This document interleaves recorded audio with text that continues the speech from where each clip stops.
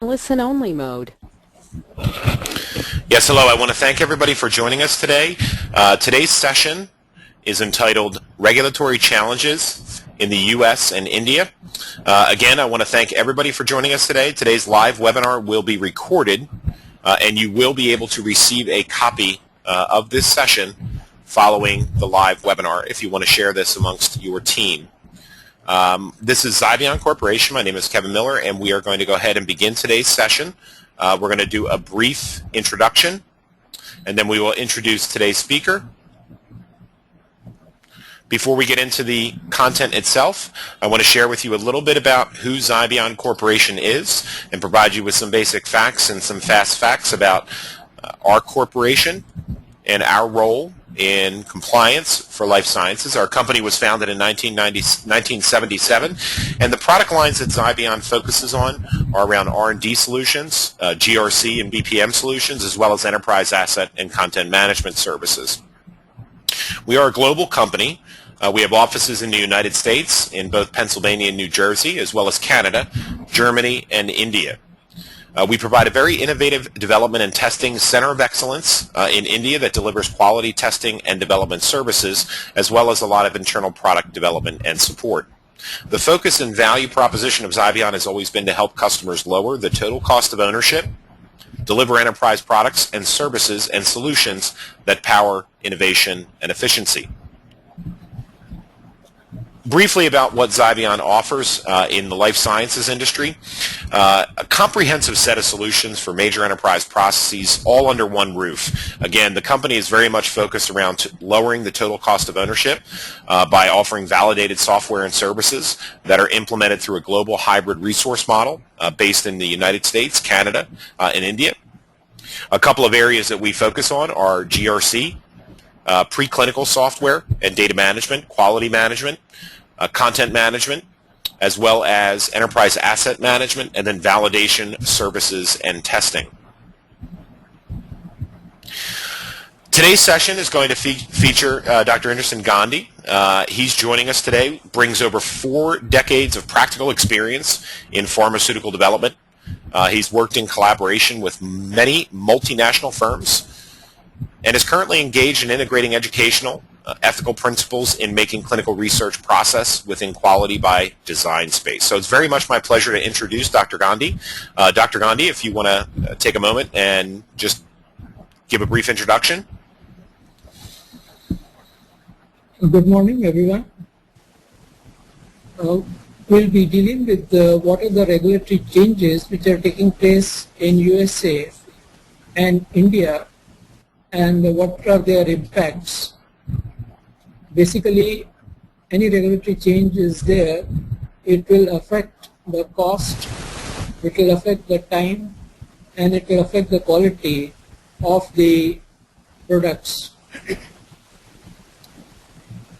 And as you see from the very first slide, we are looking at the horizon of about 5 years, 2012 to 2016 in this slide, and we find that the patent expirations are going to take place up to 2016 year, and which will reduce the brand spending in the worldwide developed markets by about $127 billion.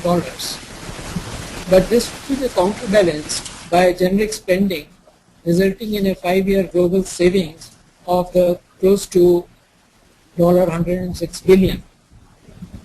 So that shows that there is a lot of opportunity for cutting the cost of developing the drugs which are essential for the better accessibility and affordability in the countries concerned.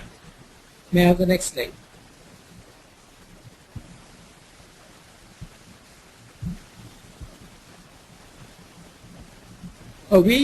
The second point, which is about the time, we find that one of the problems which are being faced by the regulatory agencies for effective and efficient disposal of the ANDAs is becoming a hard task. As you can see from this slide, between the year 2008 to 2010, we are finding that in 2008, the 21.65 months was the median ANDA approval time, which has increased to 26.7 in 2009, and which has further increased to 31 months in the year 2010.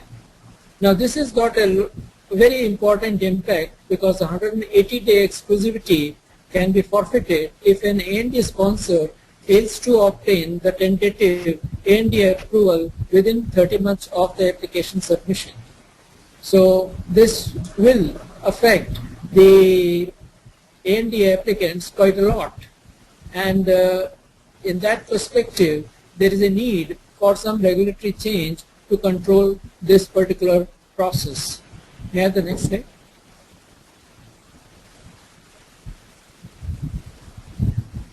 And this slide shows the backlogs which have been created in the year 2010. That is, at the beginning, if you find that those ANDA submissions, they are about 1963, and which at the end another backlog is added, and there is about 400 ANDAs are added, and the total backlog becomes 2,363. And in this case also we find that the 180 days, there are some of the submissions are more than 180 days old. For example, the green color shows that these 1154 were present in the beginning, and at the end this got increased to 1816. So this again shows that there is a lot of backlog which is creeping in.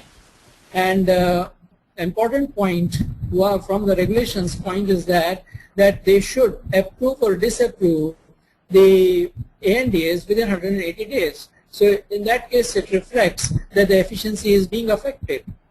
May I have the next slide?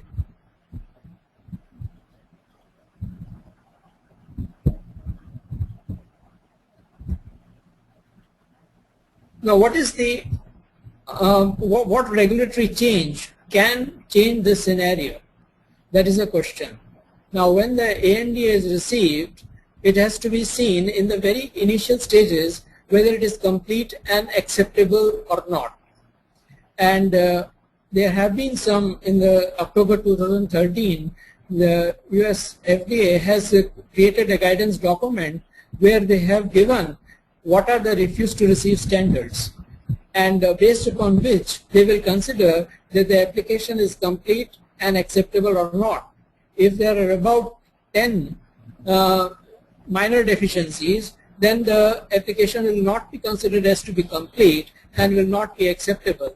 Similarly, if there is a one major deficiency, then it will be also considered not to be complete and acceptable, which in other words, it means that you will have to reapply, and another extra cost will be borne by the ANDA submitters.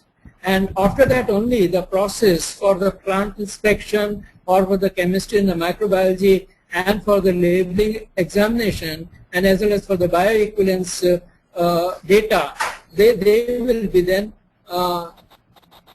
examined. So this will take the time. Any delay in this stage will be very, very critical, because this delay will affect the whole cycle of the approval process. And one of the ways by which the efficiency of the US FDA can be increased is that they refuse to receive the applications which are not fit for the review process. So that is one of the ways in which they have come with those standards, and those standards we'll have to see very critically. Now, what are the major deficiencies which are seen in these things will be shown in the next slide.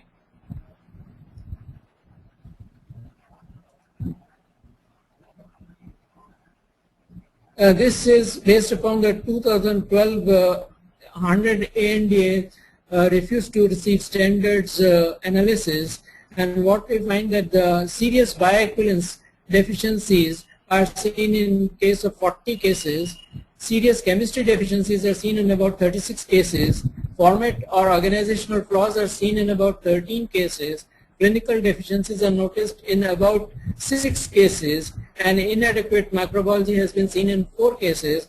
An incorrect RLD, that is a reference listed drug, has been seen in 1 case. So that shows that what are the areas where a lot of emphasis has to be paid. May I have the next slide?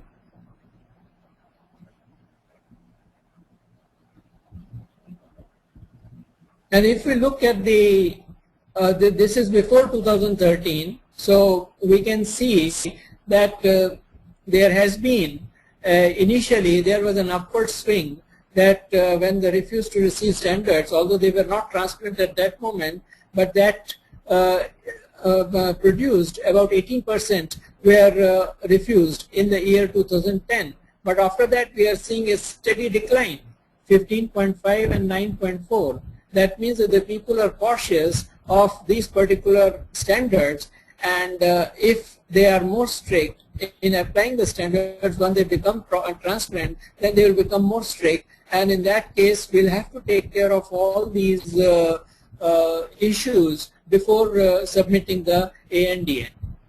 Next slide, please.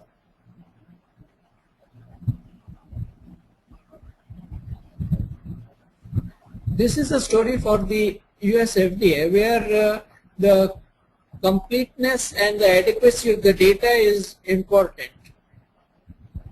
From the Indian perspective, a lot of regulatory changes we have seen in the last year. That is about 6 major changes have taken place in the last 1 year, and that was started in somewhere in January 2013 when the Supreme Court judgment came regarding the compensation payment for the adverse events which were reported by the media. And in that respect, there are certain gazetted notifications have come. The first gazetted notification came in the month of January, that was GSR 53E, and this was related regarding the compensation payment to the subjects who are participating in the study, and there has been a clinical trial related injury, how the compensation has to be paid. So for that, the gazetted notification has come, and this is a very, very strange thing, because what we are finding is that it is a sort of a risk transfer mechanism which the government has adopted. That is, the risk they are transferring to the sponsors instead of considering the whole process into the whole picture. And in this case, we have to see that there is a lot of debate is also going on regarding the compensation mechanisms. There has been a Professor Ranjit Rai report is there, and then recently in January 2014, there was a roundtable conference where all these issues were discussed.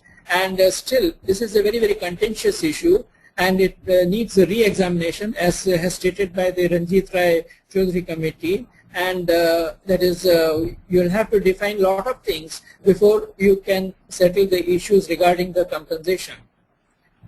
Another point which has taken place is the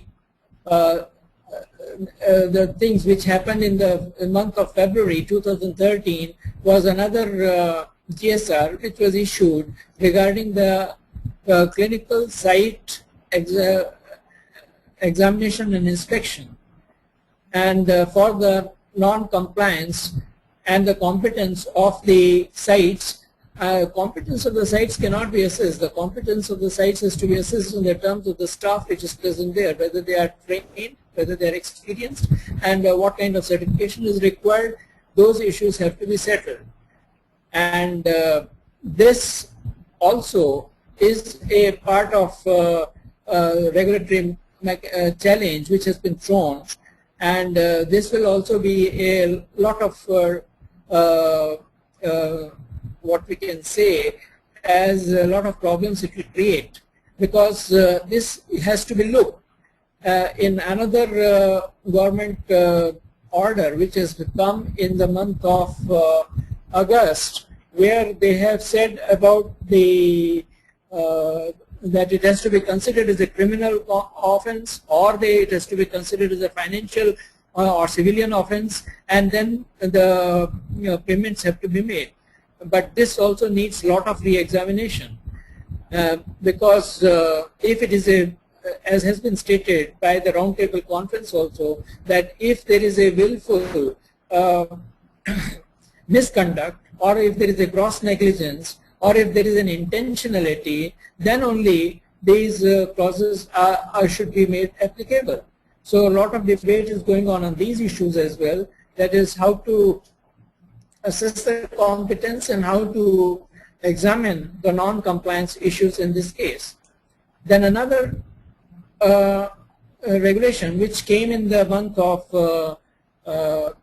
about February, not in February, it came in August, and this was about the causality determination. And this causality determination has to be done by the IEC. And here the registration of the IEC was insisted, and this also is a contentious issue because you are issuing the statutory requirements before giving any guidance documents, and this will create a lot of problems. So this also is a thing which has to be seen in that particular perspective, and it also needs a re-examination. And for the causality determination, the IIC members have to be trained.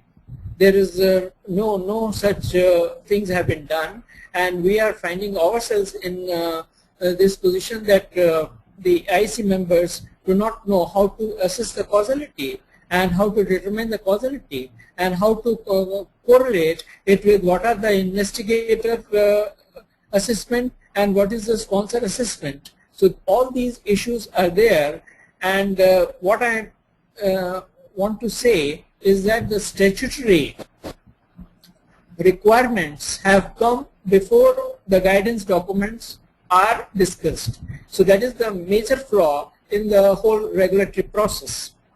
Next slide, please.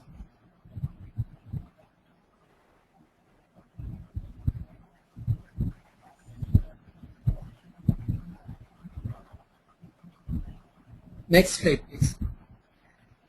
And as you can see, the impact of this thing because of the media pointing out the things, that is the adverse events, and they have not understood the whole gravity of the situation, how it is going to affect the trial business. As you can see that about 306 were applied in the year 2011, out of which 283 were cleared in 2011. You just see the difference now in 2012. Out of 480 applications applied, only 253 were cleared.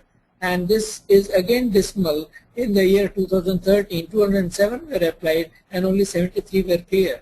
So this has got a lot of impact because of these statutory changes which have been introduced without discussing with the stakeholders and without producing the guidance documents, because there should be a time for the transition. That time has to be there because you have to create the SOPs, you have to create the training program based upon the SOPs, and then you have to implement all those things. Although these things are existent, but when you are putting it as a law, then you have to consider every point in these your SOPs and your protocol. You have to become proactive. So for that, the time, etc., is required, and the penalties and the compensation which have been suggested are astronomical, which have to be made more realistic and with the proper analysis. Next slide, please.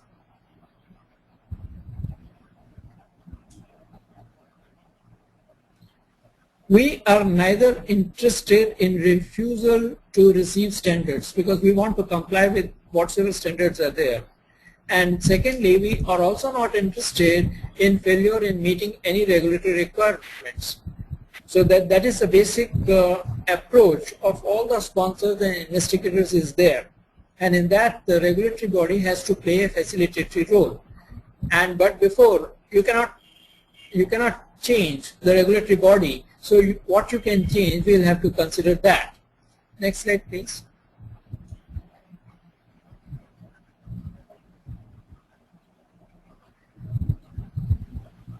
whenever a regulatory change is made, it has to consider that what is its impact on the safety of the subjects, what is its effect on the effectiveness of the studies, what will happen to the efficiencies, it is the time period in which the studies can be conducted, the time period in which the regulation, the regulatory process will be covered, and then we have to also consider that what will happen to the quality. And in this quality, we have to control the variability and we have to ensure the consistency, and this cannot be achieved unless the processes are looked into in much details, and we should attack the processes through the quality control, quality assurance, monitoring, auditing, inspection, all those things. Then only if you make all these things strong, then it is possible that you can attack the problems of accessibility and affordability of the drugs to the ailing humanity. Otherwise, if you are not taking the processes into context, there will be problems, because there will be ad hoc knee-jerk reactions which will be not suitable for the control of the process. Next slide.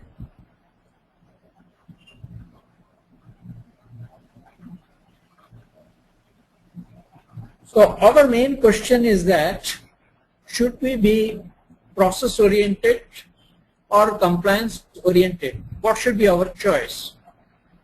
We want that there should be excellence in the clinical trial process.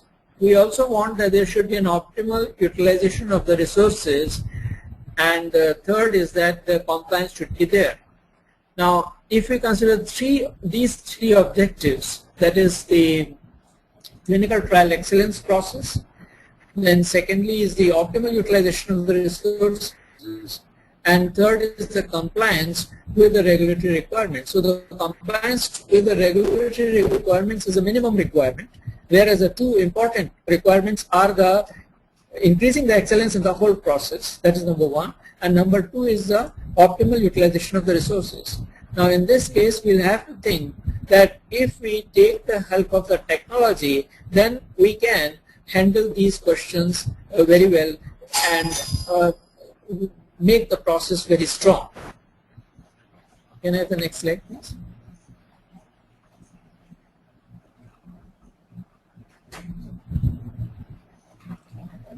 Now this I'm showing is a comparative study which shows that what is the importance of the process. The whole thing is that the data should be complete and data should be contemporary. I will add one word on that is a key word, is a contemporary, because the contemporary capture of the data can solve a lot of problems, and how to make it contemporary will depend upon the technologies which can be used during this processes. Now there are three situations which are there. Either it may be that is what is the thing which at the present is going on is the on-site monitoring, which requires a monitoring plan, and that there is a periodic planning, and the periodic monitoring takes place without any basic understanding of the risks involved in the process. Second is the remote single central repository. If the center is only one, then the remote monitoring is possible through the central monitoring, whether it is possible or not. And third is the remote multi-centric multi-applications. That is the third situation.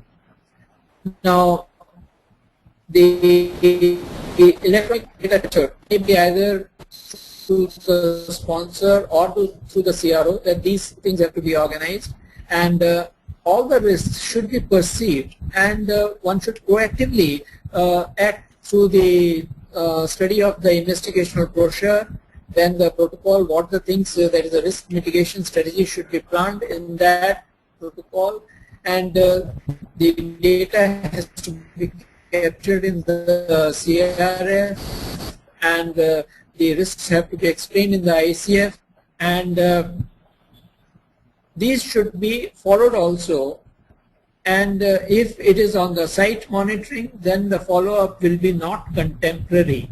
Whereas if it is followed through a remote process, that is remote control, then in that case this will be possible.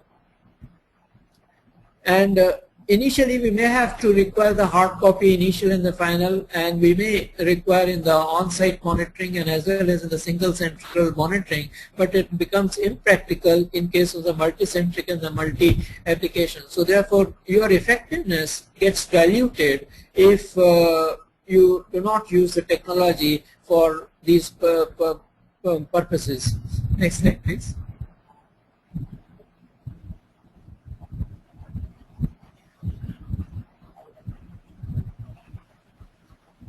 As I have stated earlier, that the on-site monitoring will never be contemporary. It may be more of a retrospective analysis and all those things, that your chances of missing the data will be more, and high number of queries will be there, and the resolution of the queries will be delayed and may not be sufficient. So that will create a lot of problems. Whereas if a technology is used, then it is based upon the risk. That is, if you feel that these are critical processes where the monitoring is required, you monitor it whether at the time of the selection of the subjects, enrollment of the subjects, informed consent process completion, or administration of the drugs, and periodic examination of those people. And if it is online or real-time monitoring is done, then this can be prevented. So high number of queries can be reduced and data query resolution will be contemporary. That is very, very important. Similarly, remote multicentric multi-applications, again the same thing, same advantages will be ensured, and what is the key word is the contemporary or the real-time solutions will be possible. Next slide, please.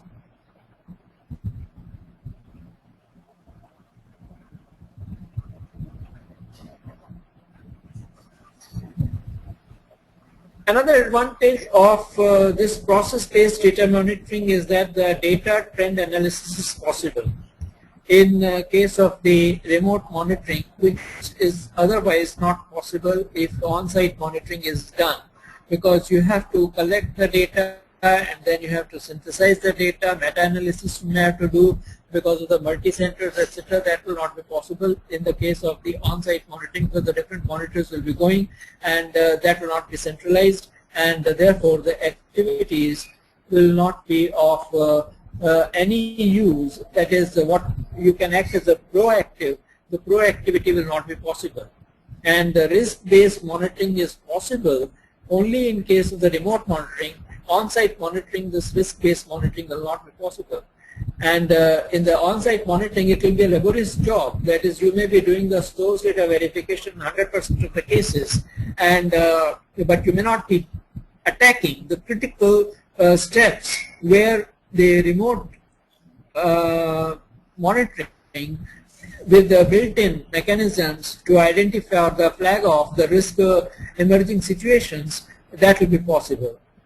So the situations which require the remote monitoring of the recruitment rate and as well as the enrollment rate, these will be possible through that of the remote monitoring, which otherwise is not possible in case of the on-site monitoring. Next slide.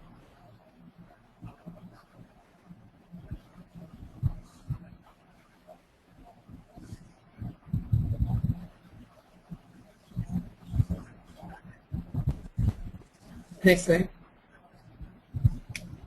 Another important issue is that which has created a lot of problems in Indian context is about the monitoring of the adverse events and the serious adverse events, and that has to be captured on the real-time basis, and the different mechanisms should be ensured that they are done in the proper way, so that you can identify that whether there is any temporal relationship is there or not, whether there is any, whether the disease has resulted in that or not, or whether it is a drug related or not. All those issues have to be solved in the contemporary basis, and therefore you will get a lot of time in doing the corrective in the preventive actions, which otherwise is not possible in case of the on-site monitoring.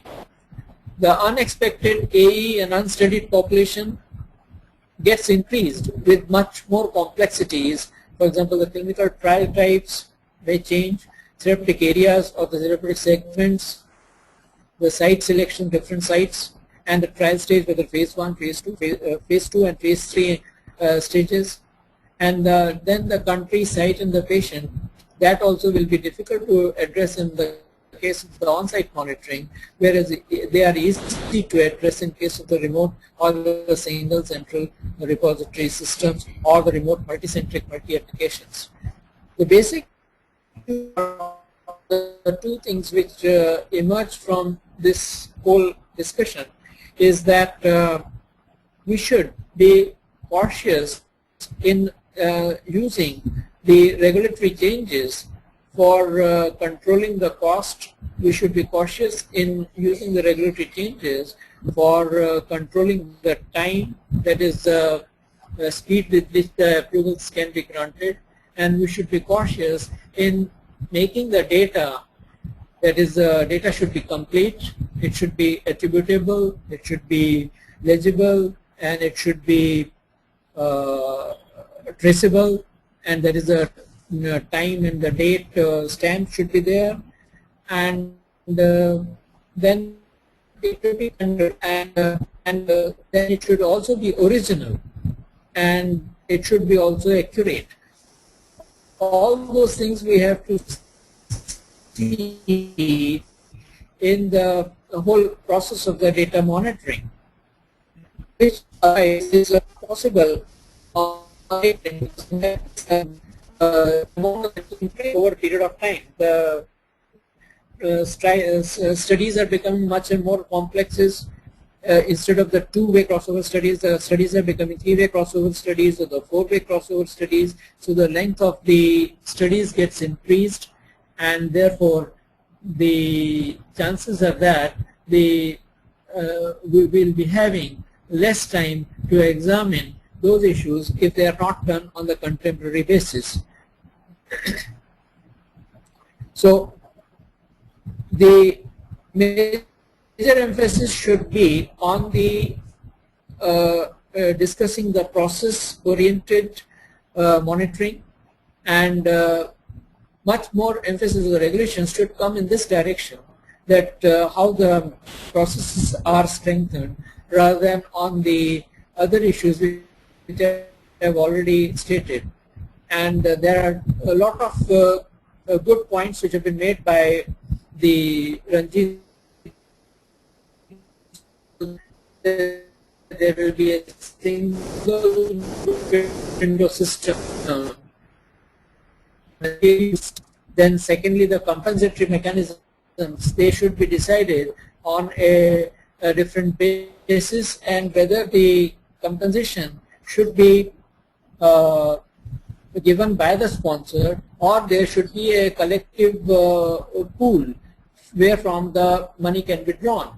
All those issues are still there. And then there is another issue which has come up, is the audio-video recording of the informed consent process, which again affects the whole system. That is, if a person does not give the the consent for audio-video recording, then he cannot participate, which is not fair, because the autonomy of the subject should not be diluted by this regulatory requirement. From these angles, I consider that the process orientation and contemporary capture of the data is more important than the rapid, fast introduction of the regulatory changes. And I will be happy to answer any questions on this basis. Thank you very much for listening. Okay, thank you very much, Dr. Gandhi. I want to, again, thank you, obviously, for the great information that you provided in today's session. I want to let everybody know that we will have a recording of this sent out. We will also have a PDF version of the slides made available to everybody on the call. Again, for everybody that joined us today, We thank you very much. Dr. Gandhi, again, thank you so much for putting these slides together and providing us very useful information to the group today. With that, we're going to go ahead and wrap the session up. And again, thank everybody for attending, and please be on the lookout for the follow-up materials. The session is now complete. You may disconnect. Okay. Thank you.